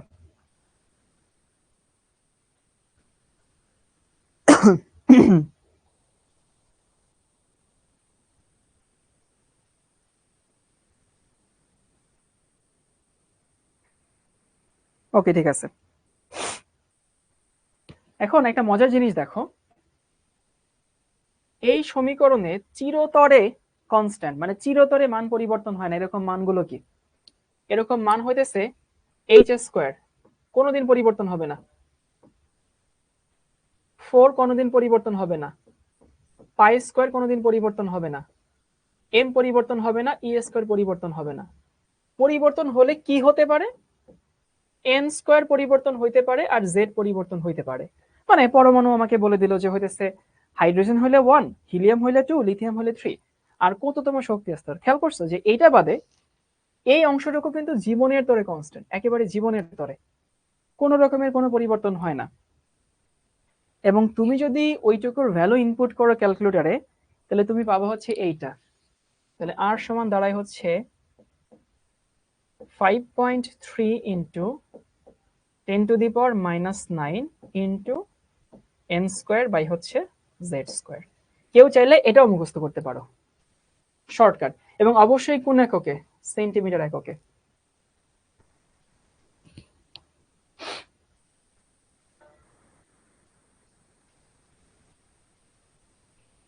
তাহলে কি বলছি ভাইয়া, তুমি যদি চাও তাহলে এই ফরম্যাটটাও মুখস্থ করতে পারো। ইটস আপ টু ইউ, এটা তোমার উপরে হচ্ছে নির্ভর করে। তুমি চাইলে এটাও মুখস্থ করতে পারো, তুমি চাইলে এটাও মুখস্থ করতে পারো। ও জেড স্কয়ার না, জেড স্কয়ার না, থুক্কু থুক্কু থুক্কু থুক্কু। আরে বুঝো না, বয়স হয়ে গেছে। শুনো সেই দিন কি হয়েছে, তখন বাজে হচ্ছে রাত 12:30, বুঝছো? তো 12:30 বাজে। আমার কথা যদি বিশ্বাস না হয়, এখানে অনেকে ট্রাস্ট ইস্যু আছে। যাদের ট্রাস্ট ইস্যু আছে তারা একটা কাজ করো, ওই প্রত্যেকটা মান বসাও ক্যালকুলেটরে, দেখবা ভাই এই মানটাই আসে। যদি কারো বিশ্বাস না হয়। তো সেদিন 12:30টার দিকে হুট করে আমি আমার আমার ওয়ালেটটা হচ্ছে খুলছি, বুঝছো? তো আমার ওয়ালেটের মধ্যে কয়েকটা জিনিস সবসময় থাকে। একটা হচ্ছে আমার এনআইডি কার্ড থাকে, আমার ড্রাইভিং লাইসেন্স থাকে, আমার হচ্ছে ইয়ার থাকে, তোমার হচ্ছে এটিএম কার্ডটা থাকে, সবসময় থাকে। তো আমি হুট করে দেখলাম যে আমার ইয়া নাই, কি বলে, ওই এনআইডি কার্ডটা ওয়ালেটে নাই। তা আমি ভয় পেয়ে গেছি, এনআইডি কার্ডটা ওয়ালেটে নাই, কারণ এনআইডি কার্ড এখন এমন কাজে লাগে, মানে তুমি ঢাকায় হাঁটতে চলতে এনআইডি কার্ড লাগে। তো এখন মাথা নষ্ট হয়ে গেছে, আয় হায় এনআইডি কার্ড কই গেল, ওয়ালেটে তো থাকার কথা। এরপরে আবার মনে পড়ছে যে কিছুদিন আগে আমি জানি কোথায় কি কিনতে গেছিলাম। তো কিনতে যাওয়ার পরে আমার ওয়ালেট থেকে যতগুলো কার্ড টার্ড আছে আর কি, সবগুলো একসাথে পড়ে গেছিল। পরে কয়েকজন লোক হচ্ছে আমাকে হেল্প করছে। এখন আমার মাথায় আসতেছে যে ওই সময় কি এনআইডি কার্ডটা পড়ে গেল কিনা, এবং ওই সময় যদি এনআইডি কার্ড পড়ে গিয়ে থাকে তা আমি তো আসলে সেটা তো তুলি নাই। পরে রাত মনে হয় 1:30 না 2টা পর্যন্ত আমি আমার রুমে খোঁজাখুঁজি শুরু করছি, যে হতেছে কোথায় গেল এনআইডি কার্ড, যদি হারাই যায় ভাই তো অনেক পেইন।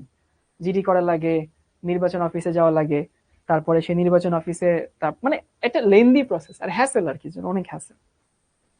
পরে সকাল পরে চিন্তা করছি দূর ঘুমাই যাই, পরে যা হয় হবে আর কি। সকালবেলা হচ্ছে বড় বোনরা বলছি যে আপা আমি তো এনআইডি কার্ডটা খুঁজে পাচ্ছি না, আপনি কি কখনো দেখছেন কিনা। সবারই জিজ্ঞেস করছি ঘরে যে কেউ দেখছে কিনা। পরে আমার বোন হচ্ছে খুঁজে খুঁজে আমার একটা ফাইলের মধ্যে বের করছে। ফাইল মানে হইতেছে যেখানে আমার পেপার সেপার্স থাকে আর কি, আমার সার্টিফিকেট টার্টিফিকেট যেখানে, দেখে ওর মধ্যে ঢুকানো। তো কোনো একটা সময় মানে ঢুকে রাখছিল, আর নিজেরও মনে নাই। তো এরকম হয় আর কি, বয়সের সাথে সাথে জেড স্কোয়ারের জায়গায় জেড হয়ে গেছে আর কি, ঠিক আছে।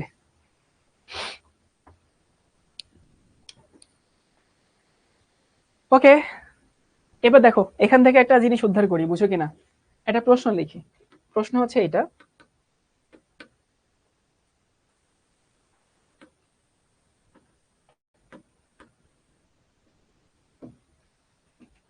হাইড্রোজেন পরমাণুর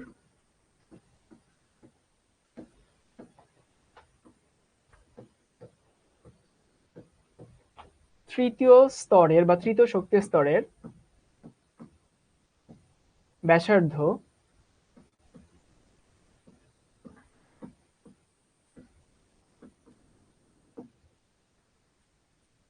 হাইড্রোজেন পরমাণুর তৃতীয় শক্তি স্তরের ব্যাসার্ধ প্রথম স্তর থেকে স্তরের কত গুণ বেশি?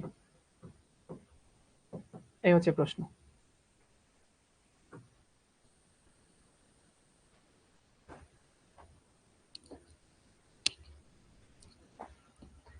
হাইড্রোজেন পরমাণু তৃতীয় স্তরের ব্যাসার্ধ প্রথম স্তরের কত গুণ বেশি? সে যদি বলছে তাহলে বিয়ে কবে খাবো, আরে ভাইয়ার বিয়ে নিয়ে চিন্তা না করে নিজের বিয়ে নিয়ে চিন্তা করো। তো বিয়ে নিয়ে চিন্তা মানে হচ্ছে ভালো পড়াশোনা করবা, ভালো সাকসেস পাবা, তারপরে ভালো জায়গায় ধুমধাম করে বিয়ে হবে। তো নিজেরটা নিয়ে চিন্তা করো, আমাদের নিয়ে চিন্তা করা লাগবে না। পোলাপান সব দুষ্ট। হাইড্রোজেন পরমাণু তৃতীয় স্তরে ব্যাসার্ধ প্রথম শক্তি স্তরে কত গুণ বেশি? এই হচ্ছে প্রশ্ন। এখন দেখো, মানে একই পরমাণুর দুইটা স্তর নিয়ে কথা বলছে, একটা হচ্ছে তৃতীয়, একটা হচ্ছে প্রথম। তার মানে এইটুকু তো কনস্ট্যান্ট, যেহেতু দুই ক্ষেত্রে হাইড্রোজেন, তার মানে বুঝতেই পারছো জেরো কনস্ট্যান্ট। তাহলে কি কাছাকাছি আমি কি বলতে পারি না, এক লাইনে লিখতে পারি না যে আর সমানুপাতিক, আর সমানুপাতিক হইতেছে এন স্কয়ার, লেখা যায়? আর এই যে তোমরা যে এটা ওটা কমেন্ট করো ভাই, আমার মাঝে মধ্যে মনে হয় এই যে আঙ্কেল আন্টিরা তো আমাদের সামনে বসে থাকেন, অনেক আঙ্কেল আন্টি আমাদের সামনে বসে আছেন, আমি জানি এখনো আছেন। তো তোমার আঙ্কেল আন্টিদের ওনারা মনে করেন যে তোমরা নাকি অনেক ছোট কোমলমতি শিক্ষার্থী। তোমরা তোমরা যে কমেন্টে কি কি লিখো আর কি কি বলো, এটা যদি আঙ্কেল আন্টিকে একদিন দেখাইতে পারতাম তাহলে একেবারে দিল খুশ হয়ে যেত, যে দেখেন আপনি যে মনে করেন এরা ছোট, এরা যা যা লিখে আর যা যা বলে কমেন্টে, সবাই তো না, কিছু মানুষজন। এই এটা বলা যায়? অবশ্যই বলা যায়। আর সমানুপাতিক হচ্ছে এন স্কয়ার। কেন বলতে পারছি ভাই, ওটা তো কনস্ট্যান্ট, ওটা নিয়ে তো আসলে কোনো ইস্যু নাই। আর এখানে হচ্ছে জেড তো একই হাইড্রোজেনের জন্যই, এরাও তো কনস্ট্যান্ট। তাহলে যেহেতু প্রথম আর তৃতীয়, তাহলে আমি বলতে পারি R1 বা R3 উপরে নেই, R3 বাই হচ্ছে R1, উপরে হবে হচ্ছে 3 তার স্কয়ার বাই হচ্ছে 1 তার স্কয়ার। তাহলে আলটিমেটলি কি থাকে, R3 বাই হচ্ছে R1 সমান এখানে থাকে 9। অর্থাৎ কি দাঁড়ায় ভাইয়া, দাঁড়ায় হচ্ছে এইটা, আমি বলতে পারি R3 সমান হইতেছে 9R1, এটা দাঁড়ায় না?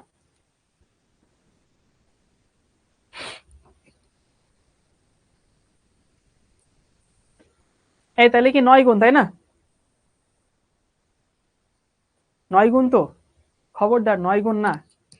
আমাকে প্রশ্নে কি চাইছে, আমাকে প্রশ্নে চাইছে কত গুণ বেশি। দেখো বুঝো কিনা, কত গুণ বেশি। সো বেশি এক জিনিস, 9 গুণ এক জিনিস। তোমরা কি জানো যে 9 গুণ মানে হইতেছে 8 গুণ বেশি? মানে এরকম একটা জিনিস যদি হয় যে হইতেছে, আমাকে যদি বলে এইটা ওর কত গুণ, তখন ডিরেক্টলি ভাগ করলে হয়। যদি বলে কত গুণ বেশি, তো আমাদের এখানে কি বোঝায়, আমাদের বোঝায় তৃতীয় শক্তি স্তরের ব্যাসার্ধ প্রথম শক্তি স্তরের ব্যাসার্ধের 9 গুণ। বাট বেশি কত, বেশি হইতেছে কত, 8 গুণ বেশি। এই হচ্ছে আমাদের আনসার। যেমন ধরো তোমার কাছে হচ্ছে 5 টাকা আছে, 5 টাকার দ্বিগুণ করা মানে 10 টাকা করা, 5 টাকার দ্বিগুণ করা মানে 10 টাকা করা। কিন্তু যদি বলে 5 টাকার দ্বিগুণ বৃদ্ধি করা, তাহলে দ্বিগুণ বৃদ্ধি করা মানে 10 টাকা বাড়ানো। সো 5 টাকা ছিল 10 টাকা বাড়ছে, হয়েছে কত, 15 টাকা। তাহলে বুঝতে পারছি হাইড্রোজেন পরমাণু তৃতীয় স্তরের ব্যাসার্ধ প্রথম শক্তি স্তরের কত গুণ বেশি, উত্তর হচ্ছে 8 গুণ। এবার অনেকে মনে করছে যে ভাইয়া হাইড্রোজেন পরমাণুর আবার তৃতীয় শক্তি স্তর কই থেকে আসে।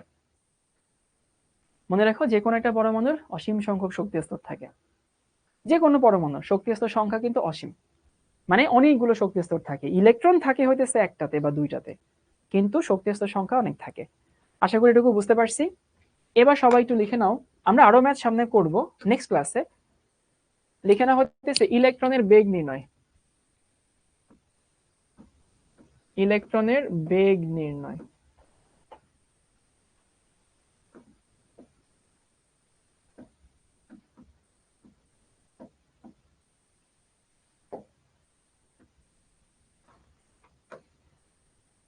এবার অনেকে প্রশ্ন করতে পারে যে ভাই এটা কোন বেগ, রৈখিক বেগ নাকি কৌণিক বেগ? এটা হচ্ছে রৈখিক বেগ।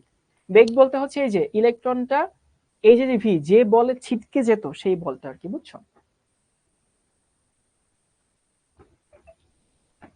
ওকে চলো ইলেকট্রনের বেগ নির্ণয় করে ফেলি।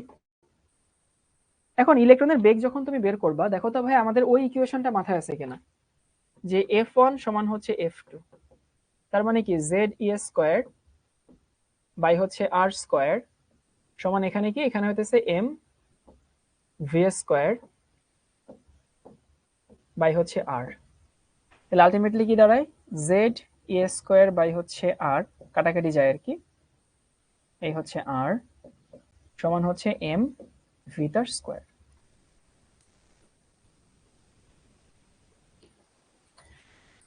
আচ্ছা, তুমি আগে করছিলা হচ্ছে এইখানে ভি রিপ্লেস করছিলা, ভি রিপ্লেস করে তুমি আর এর ইকুয়েশন পাইছো। এখন আমাকে বলো তো ভাই, একটু চিন্তা করো, একটু মাথা খাটাও, তুমি বের করতে চাও ভি, কাকে রিপ্লেস করবা? এই বলো বলো ভাই, চিন্তা করো, চিন্তা করলে মাথা থেকে আইডিয়া বের হবে। প্রশ্ন হচ্ছে আমি আগের বার ভি রিপ্লেস করে আর এর সমীকরণ পাইছি, এখন আমি কাকে রিপ্লেস করবো? এই যে সৈয়দা, আরফিন, ফাতেমাতো জোহরা, আর কে রিপ্লেস করবো। গুড, এই তো পারছো। তাহলে আমাদের এখন উদ্দেশ্য হচ্ছে আর কে রিপ্লেস করা, আর কে রিপ্লেস করলে ভি এর ইকুয়েশন পাওয়া যাবে। চলো করি, তোমরা যা বলছো তাই করবো। রিপ্লেস করবো কিভাবে? এখান থেকে তো এম ভি আর সমান এখানে থাকে এন ইন্টু এইচ বাই হচ্ছে 2 পাই। তাহলে আমি আর রাখবো এই পাশে, আর সমান কি দাঁড়ায়, আর সমান দাঁড়ায় হচ্ছে এইটা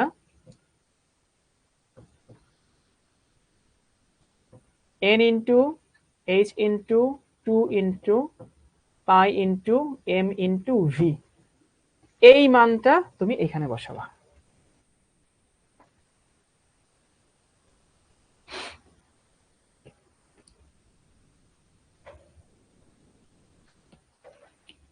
তাহলে বসাও, দেখো তো কি থাকে। বসাইলে থাকে হচ্ছে উপরে থাকে ZE²,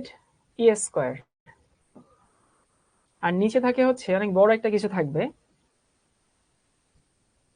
NH2πmv, আর এখানে থাকে হইতেছে mv²। ধরো এটাকে উপরে নেই, এখানে নিলাম, এটাকে আমরা একটু আটকে দিই। নিচে জিনিস উপরে নিলে কি হবে? উপরে নিলে হবে হচ্ছে উল্টে যাবে। যদি উল্টে যায় তাহলে কি থাকে? তাহলে থাকে হইতেছে এইটা ZE², উল্টাও, উপরে নাও, 2πmv বাই হচ্ছে n ইন্টু এইচ সমান এখানে দাঁড়া হইতেছে m ইন্টু v²। এবার কিছু জিনিসপত্র কাটাকাটি যাবে। আমাকে সায়েদ মুনতাসির বলছে ভাই কোনটা রিপ্লেস করব। সায়েদ তুমি যেটা বের করতে চাও সেটাকে রেখে দিবা। ধরো তুমি আগের ক্ষেত্রে আর বের করতে চাইতা, আর বের করতে চাইলে ভি কে বাদ দিয়ে দিতা, আর এবার তুমি ভি বের করতে চাও, এই জন্য আর কে বাদ দিবা। আমি তো চাই না আর এখানে থাকো, কারণ আমার তো ভি এর সমীকরণ দরকার, আর আমার জন্য কিন্তু একটা গলার কাটা, তাই না? তাহলে কাঁচা বাজারে কি কি কাটাকাটি যায় দেখো তো, বেশ কিছু জিনিস কাটাকাটি যায়। এক হচ্ছে এই এম আর এই এম কাটাকাটি যায়, এইখানকার একটা ভি, এখানকার ভি কাটাকাটি গিয়ে একটা থাকে। আর কিছু কাটাকাটি যায়? আর না মনে হয় কাটাকাটি যায়। তাহলে আলটিমেটলি কি থাকে? আলটিমেটলি থাকে হচ্ছে এইটা ভি সমান হচ্ছে 2π ZE² বাই হচ্ছে n ইন্টু এইচ।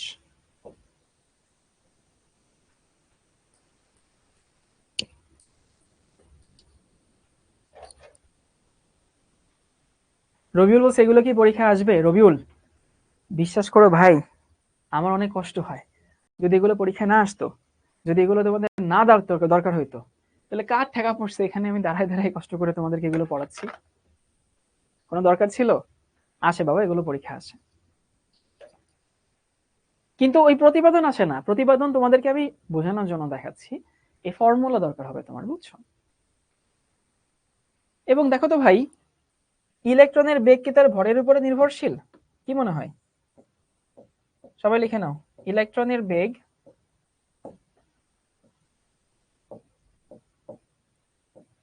ভরের উপর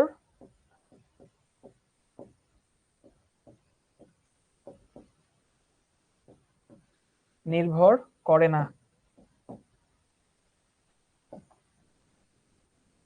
তুমি সমীকরণে কোথাও এম দেখতে পাচ্ছ না, কিন্তু সমীকরণে কোথাও এম নাই, তার মানে নির্ভর করে না। আর এ এককে ভ্যালু বসাইলে কি বের হবে?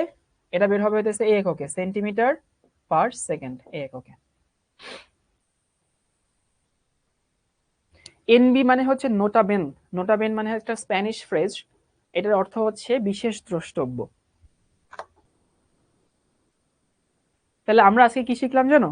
আমরা আজকে শিখলাম হইতেছে দুইটা ইকুয়েশন। কি কি? একটা হচ্ছে আর এর ইকুয়েশন, আর সমান হইতেছে N square H square 4 pi square M Z E square. আরেকটা হচ্ছে ভি এর ইকুয়েশন। ভি এর ইকুয়েশন হইতেছে 2 pi Z E square 2 pi Z E square by হচ্ছে এন ইন্টু এইচ। সবাইকে বলবো এই দুটো ইকুয়েশন লিখে নাও টি টি এম।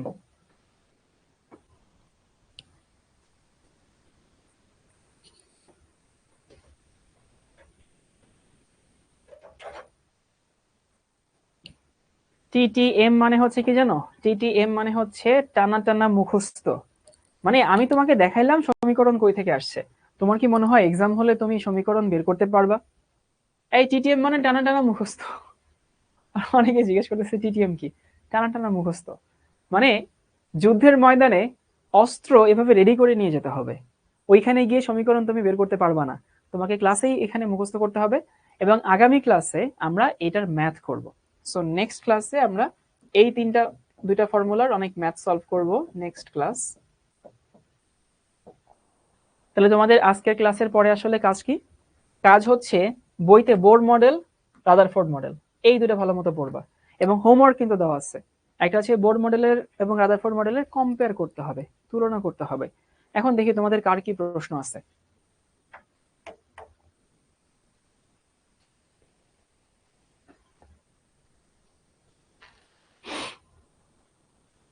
আর তোমাদের বইতে দেখবা সাথে সাথে এসআই তো আছে, আমরা ম্যাথ করব সব হচ্ছে সিজিএস এ। আরেকটা জিনিস বলে দেই, একটু একটু ভালো মতো মনে রাখো সবাই। আমরা নর্মালি 9-10 কি করতাম? 9-10 বা ফিজিক্সে তুমি করবা, কোন একটা সমীকরণে এসআই তে ভ্যালু ইনপুট করলে এসআই তে উত্তর বের হইতো, আবার সেই সমীকরণে সিজিএস এ ভ্যালু ইনপুট করলে সিজিএস এ উত্তর বের হইতো। মানে সমীকরণগুলো ফ্লেক্সিবল ছিল, আমি যে সিস্টেমে ভ্যালু বসাবো সেই সিস্টেমে উত্তর বের হবে। কিন্তু খবরদার ভাই, এই ইকুয়েশন গুলোই কিন্তু হচ্ছে সিজিএস এর জন্য, এই ইকুয়েশন এসআই হলে অন্যরকম হইতো। সো এটা অনলি ফর সিজিএস, এর বাইরে যাওয়া যাবে না কিন্তু। মানে এমন না যে ভাই আমি এখানে হচ্ছে এস এর ভ্যালু বসাবো, যদি এই সমীকরণ এসআই তে হইতো তাহলে এই সমীকরণে কিন্তু এপসাইলন সি অনেক টাইপের রাশি থাকতো। তো এই সমীকরণটা ডেডিকেটেডলি এক্সক্লুসিভলি স্পেশালি ডিজাইন করা সিজিএস এর জন্য, এখানে তুমি অন্য কোনো সিস্টেমে বসাতে পারবা না। তো কয়েকটা জিনিস আবারও বলছি, একটু মনে রাখবা। কি কি? একটা হচ্ছে ই এর মানটা অনেকে ভুল করে। সো ই এর মান কিন্তু এখন থেকে এইটা 4.8 ইন্টু 10⁻⁻10। তারপর এইচ এর মানটা অনেকে ভুল করে 6.626 10⁻⁻27। এই দুটো একটু কেয়ারফুলি মনে রাখো।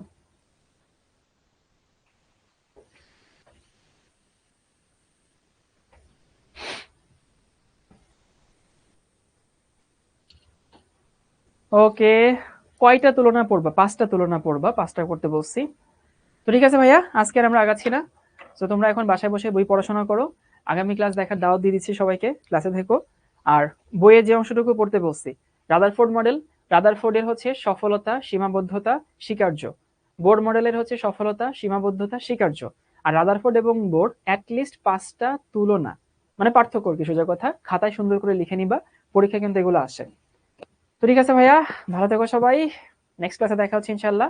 আল্লাহ হাফেজ সবাইকে।